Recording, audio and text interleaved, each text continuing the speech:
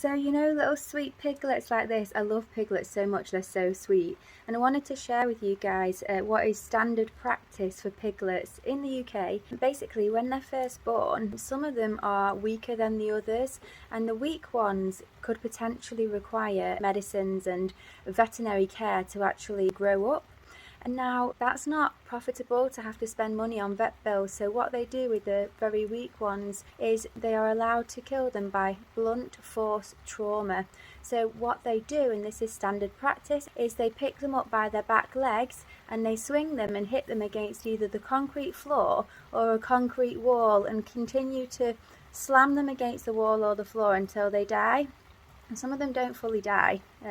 Some of them are just then thrown in the dumpsters in the back and still dying. Now this is actually standard practice in the UK. This is approved by RSPCA. This is approved by Red Tractor Label Farms, which basically means Red Tractor is meant to be an organisation who makes sure that the standards and welfare of the animals is high. So when you buy like pork that says it's got a Red Tractor label on it, or even organic or even grass-fed, you might have the assumption that the animal has been looked after in its life.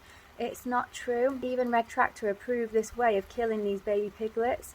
So it's just something to think about the next time you do buy pork or bacon, if you do, and try and go vegan for the love of yourself, for the love of others. It's Veganuary. What a better time to start than now. And just to add, what then happens to the piglets that do stay is that they get their tails chopped off with no anaesthetic.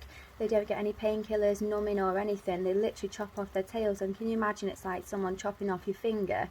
And they do the same for the male piglets with their balls as well. They literally just chop off their balls. They don't use any anaesthetic. And so again, can you imagine the suffering those animals go through? It's not fair. Hey, just to add to this video as I'm editing, I've put this photo in. This is a farrowing crate. Basically, it's these crates that the mothers stay in for up to 6 weeks. They aren't ever allowed out these crates, so they can't stand up, they can't walk around, they can't stretch their legs.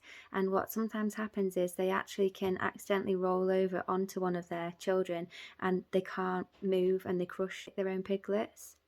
It's really sad.